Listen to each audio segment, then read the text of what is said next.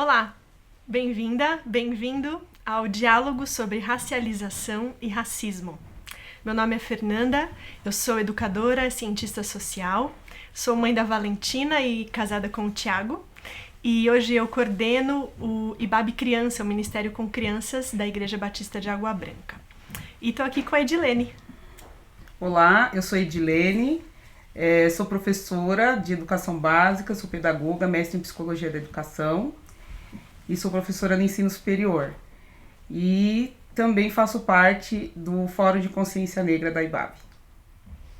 Muito bom. Hoje a gente vai conversar sobre o racismo, sobre racialização. Nós vivemos em um mundo racista e a gente quer conversar sobre isso e conversar também sobre como a gente constrói uma sociedade, um mundo antirracista. Então, para começar, Ed, eu pensei da gente compartilhar alguns conceitos e clarear essa ideia sobre raça e racialização. Certo. Por onde começamos? Primeiro eu quero agradecer, pela essa oportunidade desse diálogo, acho que vai ser muito bom. Muito bom. Conversa é muito boa. Ao mesmo tempo que eu acho bastante polêmica e difícil, mas também necessária, principalmente na sociedade em que a gente vive. E aí, antes de responder essa questão, da questão racial mesmo em si, eu acho que é importante a gente falar um pouco sobre um aspecto aí da sua fala que eu acho que é fundamental, que é a estrutura social que é racista. Então, quando você fala que a gente vive numa sociedade com uma estrutura racista, a gente precisa entender um pouco sobre isso.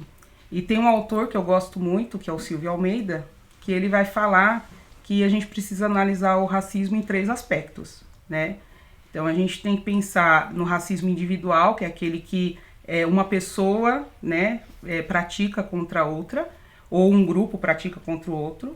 Aí você tem o racismo estrutural e o racismo institucional. O racismo institucional é quando as instituições operam para favorecer um grupo, principalmente para que esse grupo se mantenha numa posição de poder, de decisão. Em contrapartida, essas instituições trabalham para que o outro grupo não consiga acessar essas posições. E tudo isso, tanto o racismo individual como o racismo institucional, eles reproduzem aquilo que está na base, Vamos exemplificar. Uma vez eu vi uma ilustração do Mano Brown e ele falou, olha, o racismo estrutural é como se fosse um castelo. Sabe aqueles castelinhos de carta que a gente faz? Falou, olha, a gente faz o castelo. O racismo é aquela última carta lá embaixo que quando você puxa, o castelo cai. Então, o racismo estrutural é a base da sociedade. São as colunas que sustentam. Então, quando a gente fala desse assunto, não adianta querer modificar algum comportamento se a gente não estiver disposto a mexer nas estruturas, Então, quando ele traz essa reflexão pra gente, amplia a nossa ideia do que significa o racismo, Porque muitas vezes a gente acha que é só esse individual, esse que acontece no dia a dia, entre as pessoas. E o racismo, quando ele é reproduzido tanto nesses comportamentos como nas instituições, ele está reproduzindo aquilo que já acontece há muito tempo, E que foi construído a partir de um período que a gente não pode ignorar, que é o período colonial, Então, às vezes as pessoas falam assim, vamos falar de novo, vamos voltar na história. Quer dizer, a gente está há 130 anos só, da abolição. Então, é uma vovó e meia, praticamente, Então, quer dizer, é muito recente tudo isso. Então, o racismo também, quando a gente fala do conceito de racismo, ele não é um conceito relacionado à escravidão em si. Ele é pós-abolição, porque é uma forma de controlar, controlar as pessoas. Oprimindo, continuar violentando.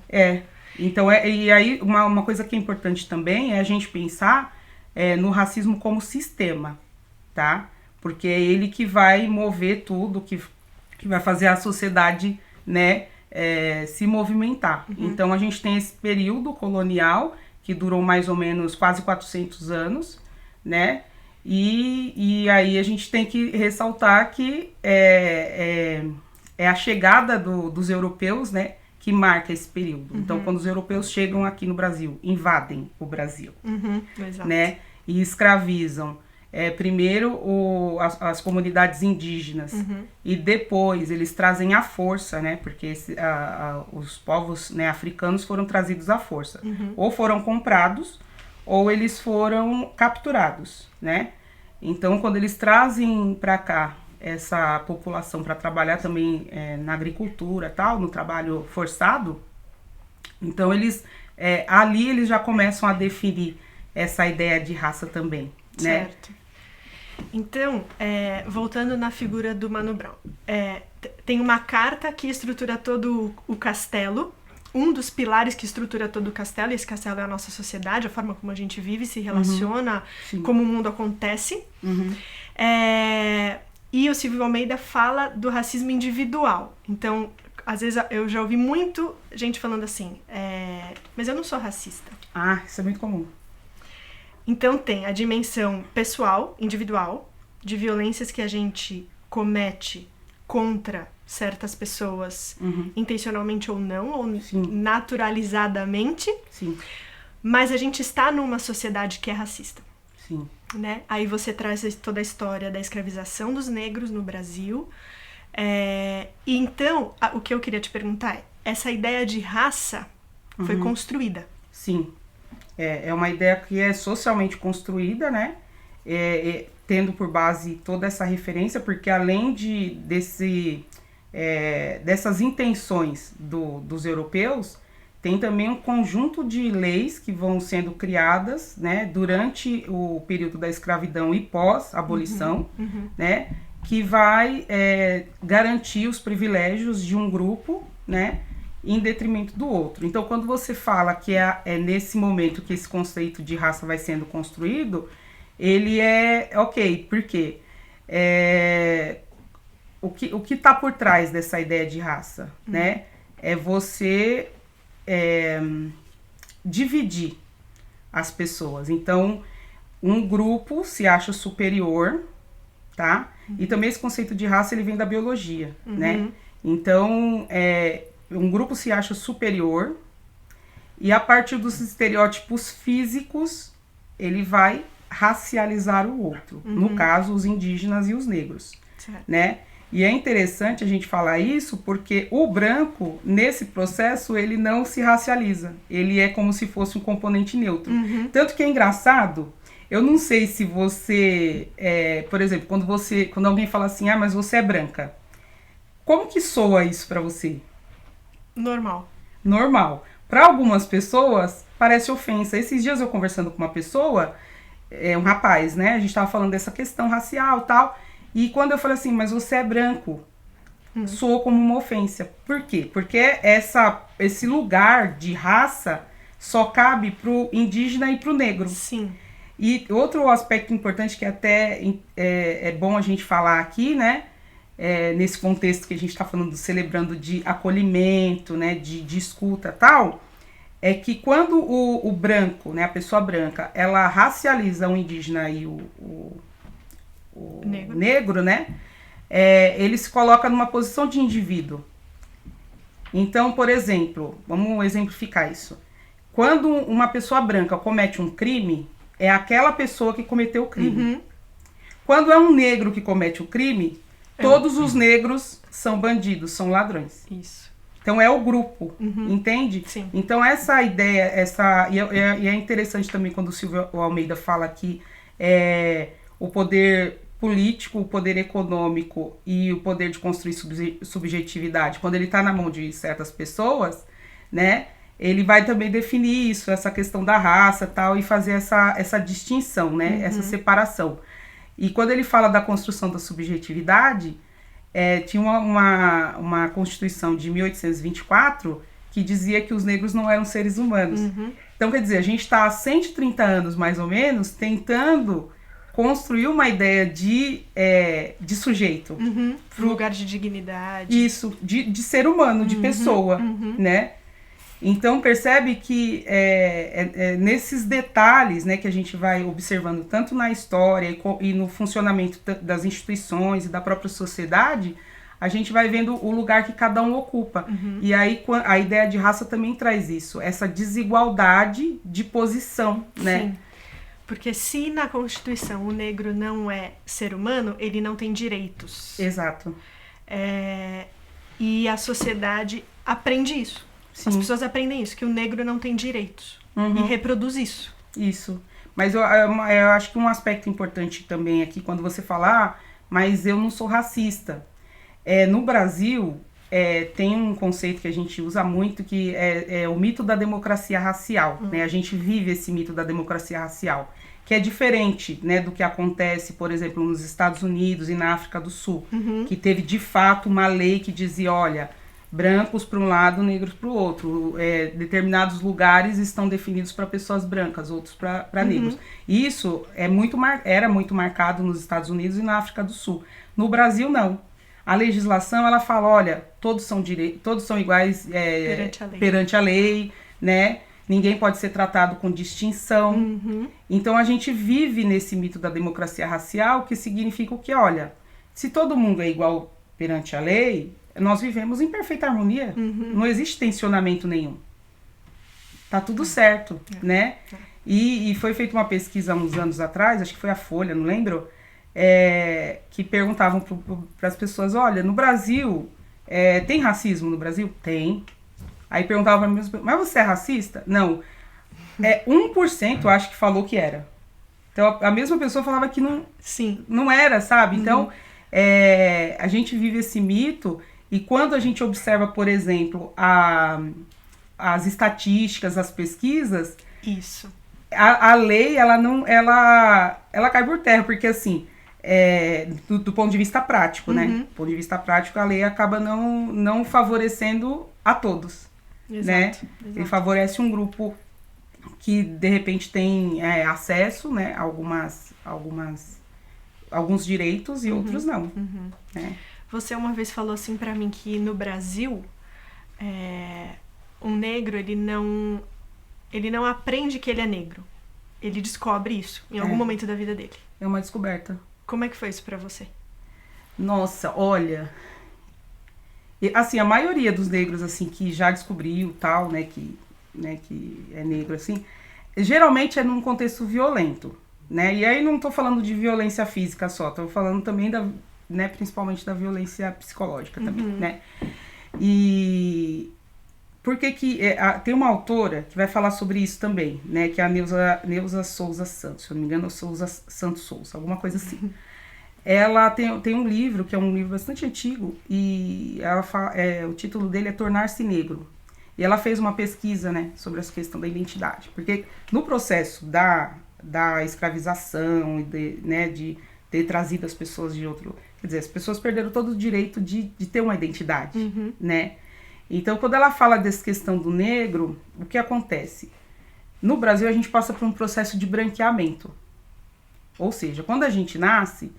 né? Quando bebê você não percebe, mas você vai crescendo, a pessoa começa a falar do seu cabelo.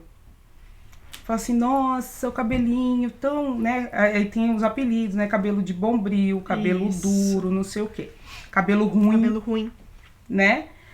Aí você vai crescendo ouvindo essas coisas. Aí a pessoa fala assim, nossa, mas o nariz, olha o nariz, que nariz grande, né? Aí você vai crescendo ouvindo essas coisas e percebe também nas mídias, porque também é uma grande construtora de subjetividades, né?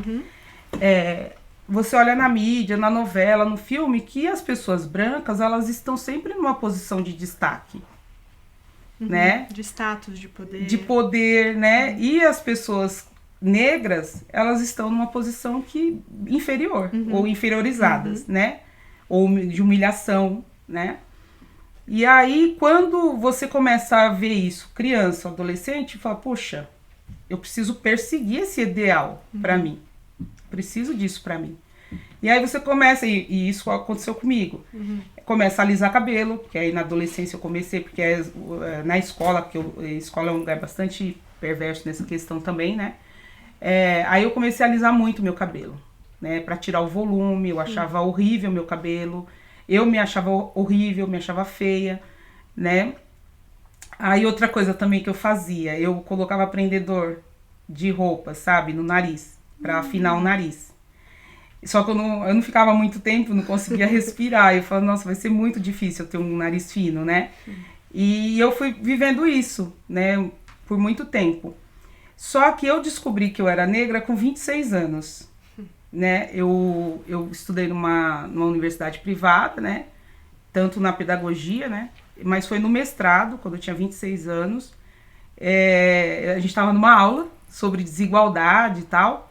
E a professora, eu sentava na frente, né? Aí a professora olhou assim para a sala e falou, a Edilene não tinha que estar aqui. Porque ela é negra. O que vocês acham? Como que vocês acham que ela chegou no 4º grau? Aí, sabe assim, eu não sabia o que fazer, sabe? Eu fiquei constrangida, muito constrangida. Eu não tinha reação porque as crianças negras, elas não sabem reagir. E quando elas reagem, né, quando elas estão mais velhas, assim, né, elas reagem com violência. Então elas batem, elas brigam, né, elas entram no conflito, assim, mais, né. E aí eu nunca na minha casa as pessoas falavam sobre isso, né, meus pais não falavam sobre isso, né. E aí eu baixei a cabeça e fiquei esperando a resposta da sala. E nessa turma tinham 22 pessoas, aí tinha eu e mais uma moça que era negra. Eu baixei a cabeça, esperei a resposta, aí um rapaz branco, ele falou, isso é muito fácil, professora. Poder de sedução. Que isso? Porque é assim que é vista a mulher negra. Por exemplo, ela pode ser... você pode sair com ela escondida, você pode, entendeu? Ter um caso, ter uma história, mas você não sai com ela, pega na mão e vai no restaurante. Ela é um objeto, né? É um objeto, né?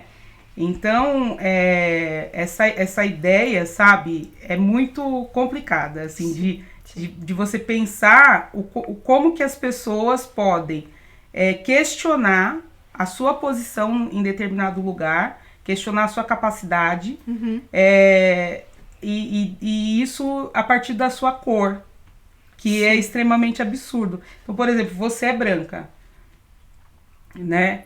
Alguém já perguntou pra você ou já te questionou sobre você estar em determinado lugar ou não? Nunca. Percebe? Então, por exemplo, se eu vou num restaurante, eu fui... uma amiga minha foi embora para outro estado, e aí a gente fez uma despedida, falou, Edi, vamos num restaurante. A gente foi num restaurante fino e tal.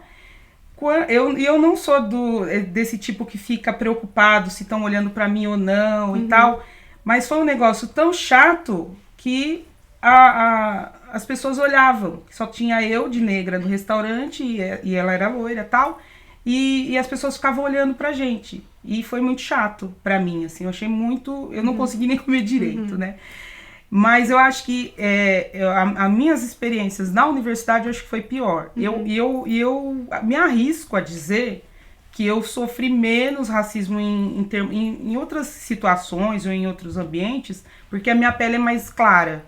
Porque quanto mais a pele é escura, mais racismo você vai sofrer, né? Que a gente fala que é retinto, né? Então os negros retintos, eu acho que eles acabam sofrendo mais. E na universidade, foi um processo muito sofrido para mim. E aí, o mundo dá voltas. O que acontece? Eu fui dar aula lá, nesse lugar, né? E aí, num outro campus e tal. E aí, a gente dava aula no curso de pedagogia. E tinha um grupo de alunos que gostavam muito de mim e tal. Eles me convidaram para ser paraninfa. Falei, ok, né? Fiquei meio assim, de aceitar, porque eu fiquei, né? Todas as outras professoras, acho que uma ou duas mais, que eram negras, né? Mas a maioria eram professoras brancas, eu aceitei. E engraçado, eu tava te falando isso, né? Que sempre que eu ia nas reuniões de departamento, eu escovava o meu cabelo, porque eu achava que isso diminuía um pouco o preconceito. E aí na formatura eu decidi que eu não ia. Falei, não, eu não vou alisar o meu cabelo, eu não vou esticar, eu vou com o meu cabelo como ele é. E aí fui, me arrumei e tal. Quando eu cheguei lá já teve um impacto, tipo, você não arrumou o cabelo pra vir pra formatura? Né, porque tem isso também, o cabelo cacheado, cabelo bagunçado, né? Aí eu falei, ok. Aí cheguei lá, os alunos ficaram super felizes e tal, não sei o quê. Chega na hora de entregar o canudo pros alunos, eu ouvi uma conversa atrás de mim, que era o mestre de cerimônia e mais uma professora. E ela falava, absurdo, ela entregar o canudo para os alunos, é um absurdo. E eu ouvindo aquilo, né, aí ele falou, não, mas ela tem que ficar na frente da mesa, não, ela vai ficar atrás da mesa. Não, ela fica na frente, o aluno passa e pega o canudo. Eu falei, sabe assim, fiquei aquela situação. Aí começou a cerimônia. Aí vem o primeiro aluno, aí eu virei para pegar o canudo que era com ela. Então eu pegava o canudo com ela e entregava para o aluno. Quando eu virei, ela olhou no meu olho e ela falou, hoje sou eu que vou ter que te servir. Aí teve várias interpretações, porque eu já tinha caído a ficha que eu era negra, eu não era bem-vinda em todos os lugares, porque o corpo negro é um corpo que incomoda, né? Aí eu respondi para ela, vai ser um prazer ser servida pela senhora, né? E aí eu fui pensando nessa cena, fiquei muito tempo, eu falei assim, puxa, será que na casa dela, ou nos espaços que ela conhece, pessoas como eu servem ela, né? E eu fiquei com isso, né? Falei, puxa, como que na universidade, que era um lugar que supostamente as pessoas têm uma educação melhor, né? A gente acha, né? Pode acontecer isso, essa reprodução né, tão forte desse preconceito. E você falou muitas coisas. Falei demais. Não, que eu fiquei aqui pensando em várias coisas pra gente comentar mais. Você falou sobre a mídia e como a mídia é um instrumento de povoar o nosso subjetivo. Sim. Criar subjetividades. Isso. Então é isso. Nas novelas, a mulher negra é sempre a mulher fácil, a mulher que é empregada doméstica, e isso vai criando nas pessoas que assistem essa concepção, essa noção, a ponto de você estar num restaurante e olharem pra você e pensarem o que ela tá fazendo aqui. Ela deveria estar na cozinha e não aqui sentada, sendo servida. Essa violência toda, né? E aí, uma coisa que tem se discutido muito hoje, que é um cuidado que eu tento tomar com a minha filha, é de povoar o imaginário dela de mulheres e homens negros que... como eles são. Não como o branco sempre colocou eles. Então, livros com personagens negros, histórias da cultura negra, cultura africana, isso que hoje está um pouco mais comum, das bonecas negras, para que ela tenha um imaginário diverso. O mundo é diverso, né? Ela não vive num mundo de brancos. Embora a maior parte de pessoas com quem ela se relaciona sejam brancos. 54% da população brasileira é composta por pessoas negras ou pardas, né? Exato. Então, a maioria da população do país onde ela vive são negros, Exato. Né? Mas assim, por exemplo, você não questiona isso? Por que nos lugares que a minha filha está não tem pessoas negras, sendo que a maioria da população é negra? Onde eles estão, ou onde eu estou, né?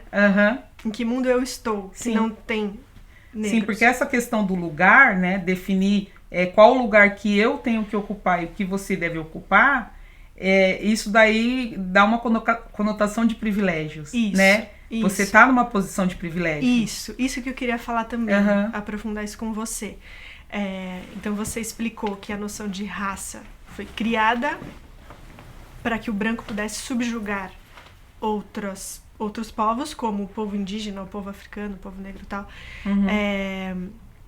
Então, os lugares que o branco ocupa, que os brancos ocupam, de privilégio, eles não foram conquistados por merecimento. Não. Isso é importante. Essa ideia do mérito é importante falar. Isso. Sim. O lugar do branco é um lugar construído socialmente, reproduzido há muitos anos, Sim. que perpetua essa estrutura em que o branco continua poderoso. Sim. E um primeiro passo para que o branco possa contribuir na construção de uma sociedade antirracista é a compreensão de que eu sou branca e tenho privilégios por ser assim, Sim. por ser branca, e questionar meus privilégios. Sim. Acho que isso que você está falando, a outra dá um monte Bom, vamos lá. Onde que eu posso, né? Você falou várias coisas aí que são importantes. Eu acho que a primeira coisa, né, é entender que o branco, ele não é culpado pela escravidão, o branco de hoje, tá?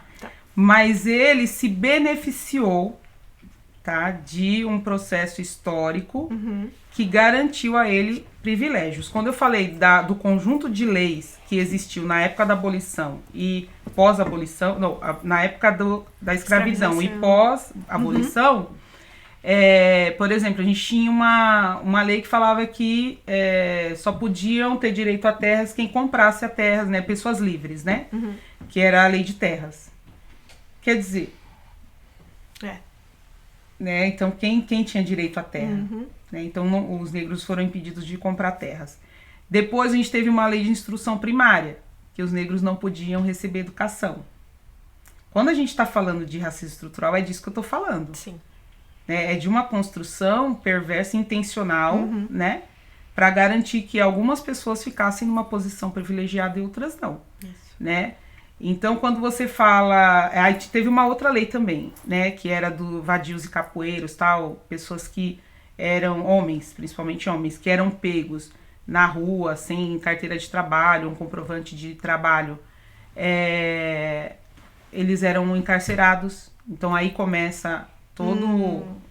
Sabe, essa política de encarceramento em massa, né? Começa daí, né? E isso foi construindo algumas ideias, né? O imaginário das pessoas foram construindo, por exemplo, a ideia de que o negro era preguiçoso, que ele não queria trabalhar. Mas ninguém dava emprego, porque a nossa questão toda é o 13, né? Depois do dia 13 de maio. Sim. Porque o 13 de maio não é nem motivo de comemoração. Porque ali começa a luta dos negros. Sim. Porque você imagina que até o outro dia tinha mal e mal casa e comida.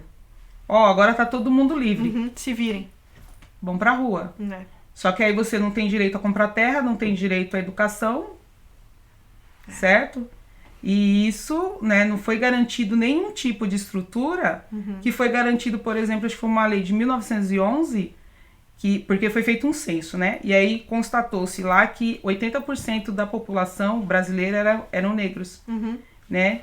E aí a coroa portuguesa, tal, do governos da época, eles começam a dar incentivos para os europeus virem se instalar no Brasil. E que incentivos eram esses?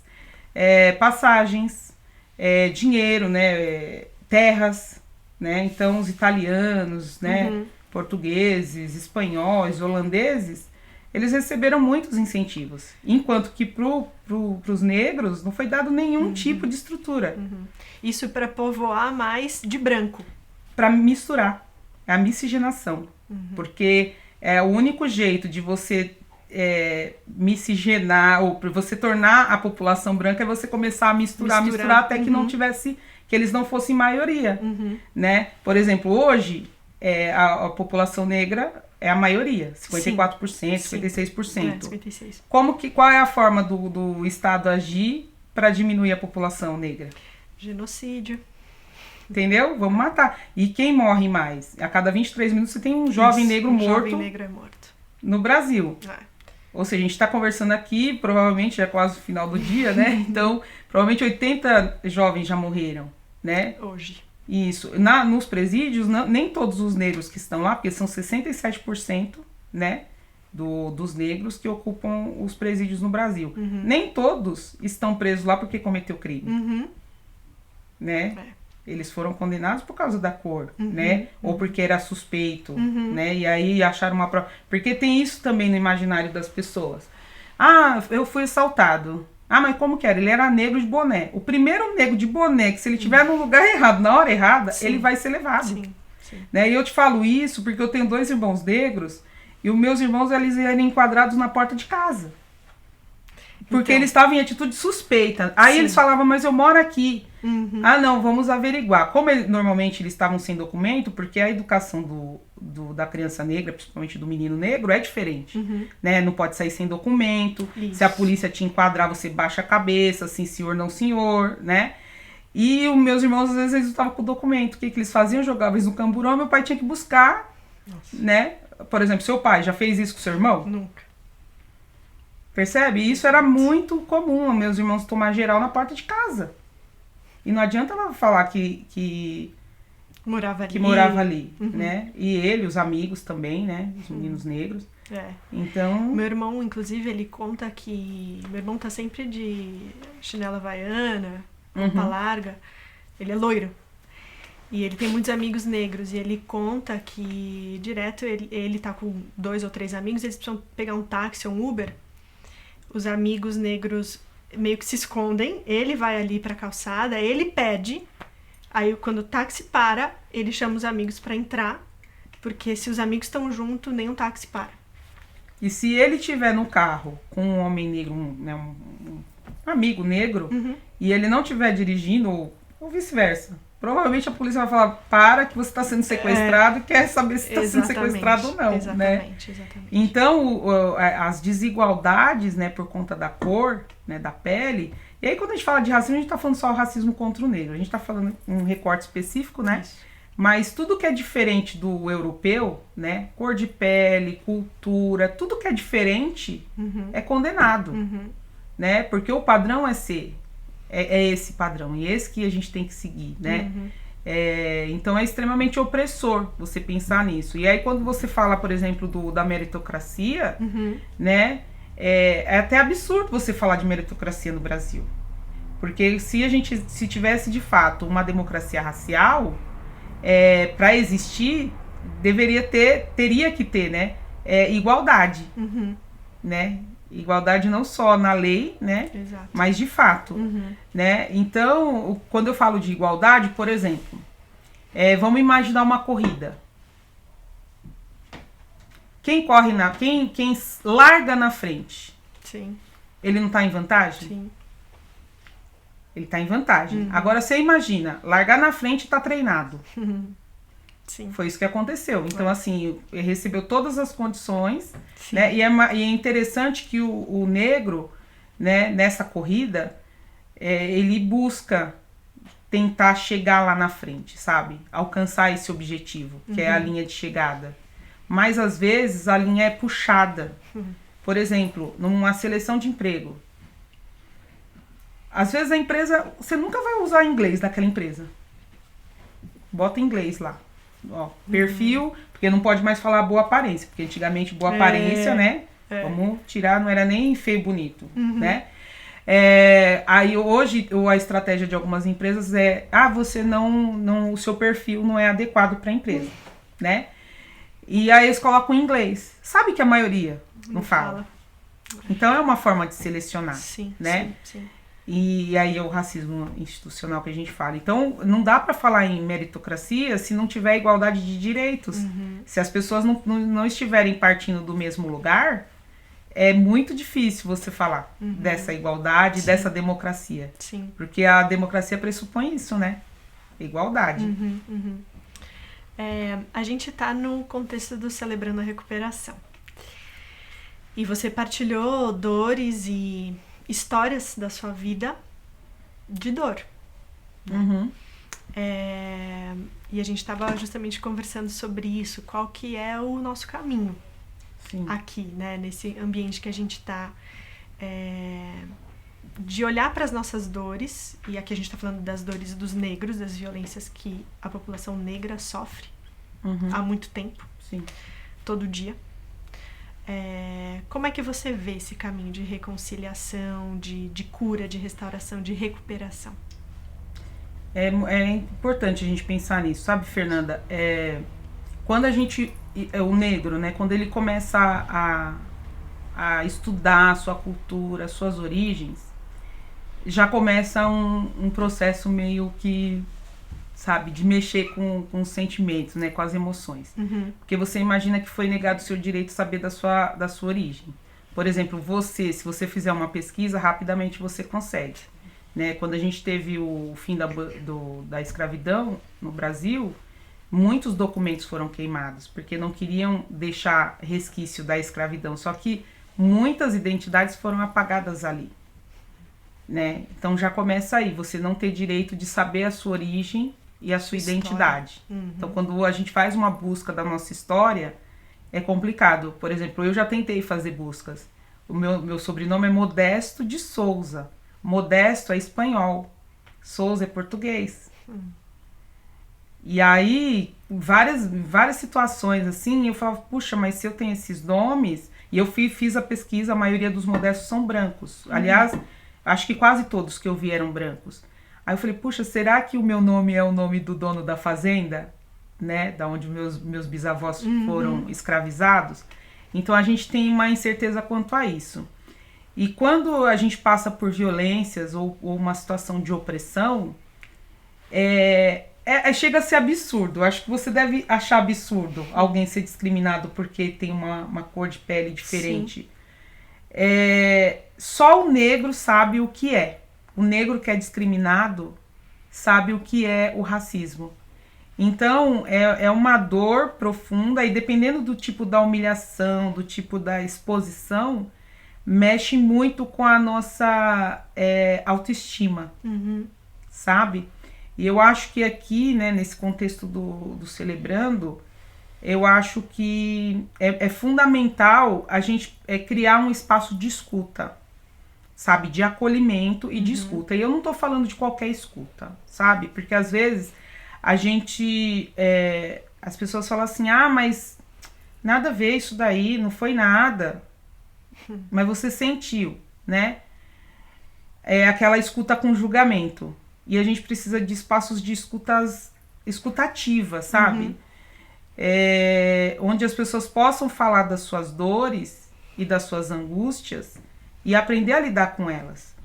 E assim, às vezes a gente tá conversando sobre essa questão do racismo com alguns grupos, de alguns movimentos e tal. As pessoas estão muito raivosas. E eu não culpo ninguém de sentir raiva, sabe? Desse processo todo e dessa violência. Eu não culpo, sabe? Mas as pessoas precisam ser acolhidas porque elas estão ficando adoecidas. E a gente sabe que essa doença do ódio, né? De sentir raiva, a consequência disso é a vingança, né? A minha impressão e o que eu penso sobre isso que você falou de reconciliação e perdão, me vem o livro do Desmond Tutu que ele escreveu com a filha, que é o livro do perdão, que ele vai relatando, né, a experiência dele na África do Sul. Ele fala assim, olha, se a gente tivesse escolhido o caminho da vingança, a gente estava... Então a gente escolheu o caminho do perdão. E ele coordenou vários grupos, né, de reconciliação e tal. E ele vai falar do perdão de 3 formas, né? Você perdoar, né? Então eu perdoo, o outro pedir perdão e eu me perdoar, né? Então eu acho que tem tudo a ver, né? A gente falar desse tema aqui no Celebrando, abrir essa possibilidade de acolhimento e de escuta, não só pro negro que sofre racismo, mas pro racista. Porque às vezes a pessoa não percebe que ela pratica, porque tá tão enraizado, né? Tá tão forte isso na nossa sociedade, que às vezes a pessoa não percebe que ela tá sendo racista. Né? Então eu acho que o Celebrando é o espaço, pode ser um desses lugares, sabe? E as pessoas brancas, né, eu acho que primeiro reconhecer que é racista, né? Reconhecer que é racista. Primeiro reconhecer que é branco, né? Porque você faz parte. Infelizmente, eu não gostaria de estar tendo essa conversa com você aqui, porque eu não vejo diferença entre nós, né? Não vejo nenhuma diferença. Não tenho esse olhar, eu não olho pra você e vejo uma mulher branca. Não vejo, tá? Mas a estrutura da nossa sociedade, ela é racializada, né? Ela foi racializada. E não foi uma escolha dos negros. Tem uma outra autora que eu gosto muito, que é a Grada Quilomba. Ela fala que o racismo é uma problemática do branco. Eu concordo com ela, mas também eu acho que a luta contra o racismo é uma luta de todos nós. Sim. Porque o racismo elimina as nossas relações. Ele impede que a gente tenha relacionamentos saudáveis, né? Sim. E ele elimina, às vezes, a autoestima da pessoa tão forte que inviabiliza que essa pessoa tenha sonhos, que ela corra atrás dos objetivos dela. Porque é porta fechada, não, você não pode, você não serve. Você não merece estar aqui, você não merece, estar aqui. Você não, no meu caso, né? O que você está fazendo aqui, né? E a gente está perdendo muitos talentos. Você imagina você perder esse tanto de jovens mortos aí. Sim. A gente não está perdendo vidas, a gente está perdendo vidas, que é o mais importante, mas a gente está perdendo, junto com essas vidas, está indo cultura, sim, talentos, tanta riqueza, sabe? Né? A possibilidade de construção, né? de contribuição para a sociedade. Né? Então eu acho que o espaço do Celebrando, ele é um espaço para falar disso também, sim, dessas dores, sim, e promover essa reconciliação, né? Tem algumas pessoas que são contrárias a essa fala, mas porque elas ainda estão nesse processo, sabe, de odiar. Eu já tive isso, de ter muita raiva. Eu até fazia umas orações, eu falava assim, Deus, é muito castigo nascer pobre, nascer preto, né? Mulher é muito castigo, né? E eu me indignei durante muitos anos da minha vida. Só que eu percebi que esse caminho do ódio, ele fazia muito mal para mim. Ele fazia mal para os meus relacionamentos, porque eu retribuía às vezes, né? De uma forma não adequada. E eu percebi, né? E até o Evangelho faz muito isso, né? Ajuda muito a gente ter essa percepção de que que o caminho é o perdão. Sim. É as pessoas estarem dispostas, né? Então as pessoas brancas precisam reconhecer que são racistas, reconhecer que desfrutam desses privilégios e dessas riquezas que foram produzidas por mão escrava, mão africana. Só que esses africanos nunca desfrutaram, né? Esses negros não desfrutam dessas riquezas que foram produzidas, né? E começar a abrir mão dos privilégios, porque e aí eu não vou falar para você que vai ser fácil, livre de tensionamento, né? Não tá livre de tensionamento, ele vai existir porque é aquela crise do jovem rico, né? Vende tudo, dá pros pobres e aí o que o cara faz? Não dá, é muito, tá puxado, né? Então essa ideia de abrir mão, sabe? Dos privilégios, eu acho que vai ser o ponto mais complicado. E eu acho que pode começar, né? Porque a gente está falando de uma coisa maior, né? Mas você pode começar no seu dia a dia. O que você faz com a sua filha, né? De bonecas e personagens negros e tal. Essas bonecas, esses personagens não são para que só as crianças negras tenham representatividade, mas que a sua filha reconheça que existem negros em vários lugares, em várias posições, né, na sociedade. Isso. E não só essa, né? Isso. Então acho que é fundamental, né, a gente pensar em espaços para promover esse ambiente de escuta, né, e de reconciliação, né, para que a gente consiga seguir em frente. Sim. Né? Edi, muito obrigada. Eu que agradeço. Aprendi muito com você. Esse é o Celebrando a Recuperação, esse espaço de acolhimento, de reconciliação e de perdão. Obrigada por ter conversado com a gente hoje. Obrigada, Edi. Eu que agradeço. Né? Tem um filme, só para finalizar, tem um filme, o Green Book, que ele fala assim, precisa ter coragem para mudar o coração das pessoas. Então, que nós tenhamos coragem para fazer isso. Amém. Porque é possível. Amém. Amém.